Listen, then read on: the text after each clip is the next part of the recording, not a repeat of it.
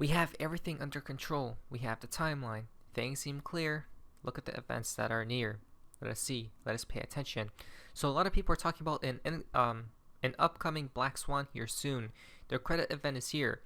The United States Treasury plans to buy back outstanding securities next year to boost bond market liquidity, but a senior official says it won't ease periods of extreme financial stress. In other words, they are very confused and hoping for the best. Hold on tight, guys, right? So a lot of people are talking about there's a black swan looming and whatnot, but here's the game plan. This is what I believe will occur, guys. Gary Gensler literally confirmed this. Gary just recently stated that the cryptocurrency market feels like the 1920s securities market, guys. Okay? Where things had a rampage move upwards before what occurred, the Great Depression, right? Then things were set in place and all sorts of stuff were occurring, guys. So what do we believe will happen? I believe we're going to see a rally up before the collapse, guys, right? Before they introduce the new economy.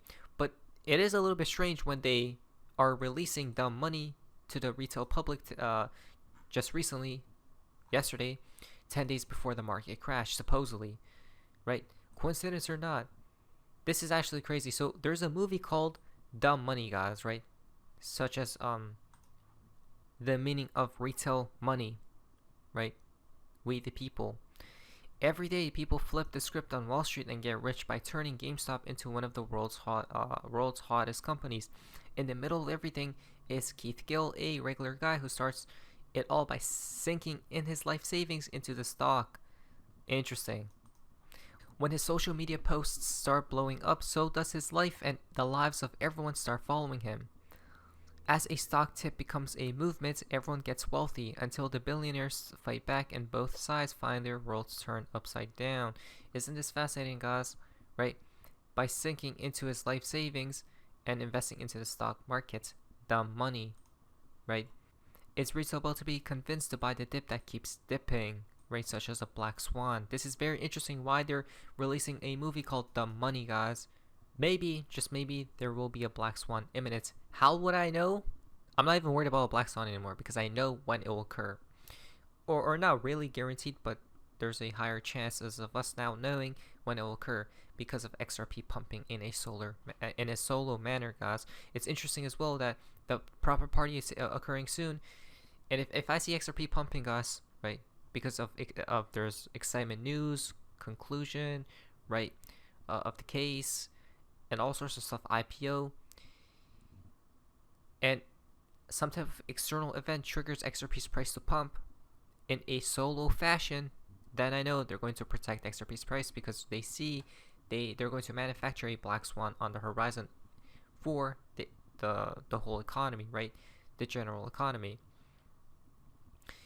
But if I don't see that, guys, and XRP moves up with the rest of the market, then we're good to go, right? So we have everything under control, it seems as trillions of dollars through FedNow by 2025, right?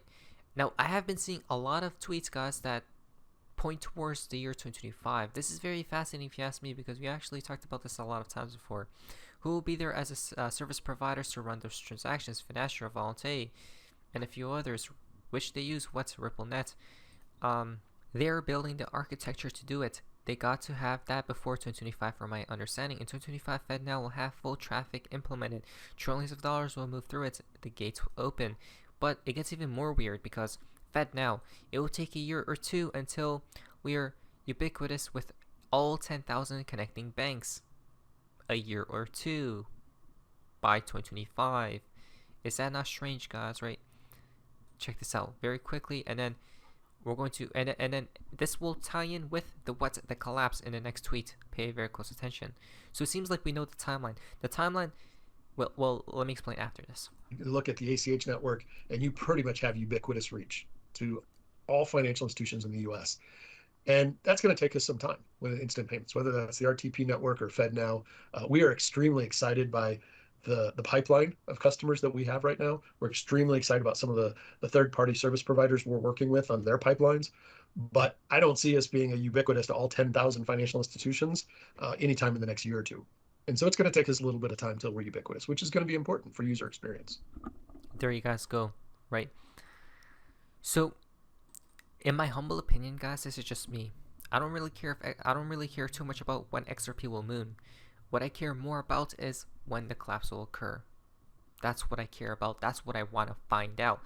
I want to know when it will occur, the collapse on the moon dates, guys. Why?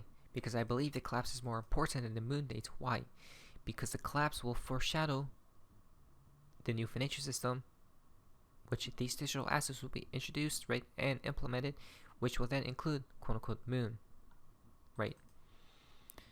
So the timeline is quite clear. When's the next crash? Since the Federal Reserve was founded in 1930, when we talk about crash, he means the collapse or recession, right? Minimum recession, but more so Great Depression. But something even worse is we are basically in uncharted waters, guys, right? We can't find the terminology to suggest what's really going to happen. Since the Federal Reserve was founded in 1913, it's caused 20 recessions, about one every 5.5 years. Every time it's the same playbook. Cheap money leads to inflation, which sets off panic hikes and the crash. While regime economists cling to the soft landings fantasy, 300 years of central banking tells us those odds are very slim. Toss in $2 trillion deficits and that cancel Fed hikes, and the odds drop to near zero. Okay, so here's the game plan, guys. Basically, there are three options. A, pump until the collapse. B, collapse now. Very unlikely. C, black swan, pump, then collapse. Which one will it be? In my humble opinion, it's a 50-50 with A and C. Either we pump until the collapse, or there's a incoming black swan, then we pump to the collapse, and then obviously what happens after? We dump, right? I don't know what's going to happen in the short term. What I know in the longer term, it's quite easy, guys. But look what he says right here. Look what he says right here, guys. In the next 12 to 18 months, a quote-unquote recession. Once again, 2025 perhaps. The most important question right now for the economy, aside from Jerome Powell's metaphors about navigating the dark, is when the recession hits. All major schools of economics predict it is coming, since all major schools know interest rates cause recessions. But it is worth breaking down why.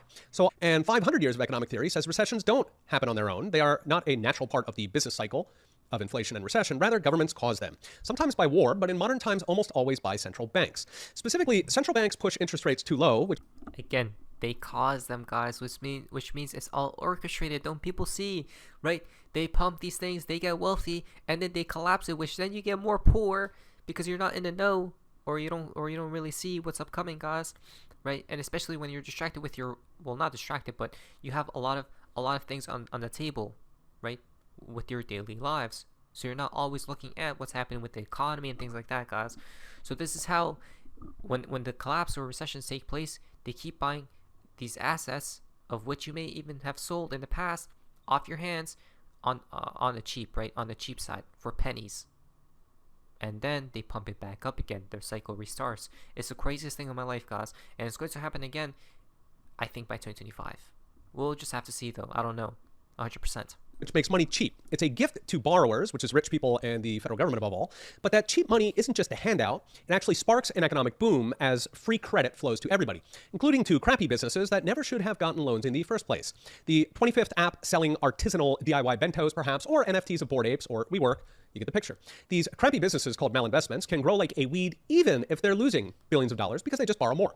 Sadly, the boom is a tissue fire. It burns bright, but it burns short. Because all that activity bids up prices, you get inflation. At which point the central bank panics, it slams on the brakes and hikes interest rates, since inflation triggers voters who could push Congress to end the Fed. Hiking rates chokes off new loans, it crushes household spending, so now there's less money chasing goods and inflation comes down. It takes a while since companies and households are still running through the old cheap loans, empirically about 12 to 18 months. So the cheap money made the boom, and then slamming on the brakes made the bust after 12 to 18 months running on fumes. At which point the recession hits, the Fed yanks rates back down to zero, so money is cheap again, and the cycle gets to start over. Government, of course, thrives at every stage of this horror show, which is why it continues. When the money's cheap, government steers investment into politically favored industries like solar or wind, or even into government-funded nonprofits. When the crash hits, they bail out their donors, and they pour fresh trillions into welfare schemes that buy future votes. The end result is a ratchet. Boom or bust, the government grows, at the cost of destroying trillions in wealth and millions of lives over and over. So what's next? Brought to you by Unchained. What's next is we're smack in that running on fume stage, that 12 to 18-month purgatory between panic hikes and economic devastation. Unless the lockdowns themselves cleared out so much dead wood, malinvestment, that we got a clean slate, we are now living on borrowed time, with 12 to 18 months until a recession that, if we're lucky, will only be as bad as 2008. To read the rest of the article with charts, check out profsaintange.com. I can't believe it. I'm actually smiling because we know the code. We cracked the code. It's so simple, right? This isn't financial advice, but I see the future, guys. It's all lining up. The stars are aligning. Check this out. He's stating right here that we have borrowed time, which may be another delay for about 12 to 18 months. Then we'll see a recession hit, right? If we get lucky, it'll be as bad as 2008. That's if we get lucky, which we won't, guys, right? You guys seen that all types of major warning signs and issues happening with the economy, right? Everything's flipped on its head. So it's obviously going to get as bad as the Great Depression, but it may even get worse than that, guys, right? But when it does happen, guys, I don't think it's going to last for years. The collapse will happen, things will plummet overnight, right? But that's it, guys, right? Inflation hits and all those things happen, prices will stay stable, and then we start moving up slowly again, right? The cycle restarts. So it's quite easy, guys, of what's really about to occur. So I'm honestly I am leaning towards we pump until the collapse. The reason being is because until I see XRP move up just by itself and no other coins are, then I'll get worried. But until then, let us pump until the damn collapse. Go up, pump, and never stop. Not financial advice. But anyways, that's all for you guys. Amazingness. See ya.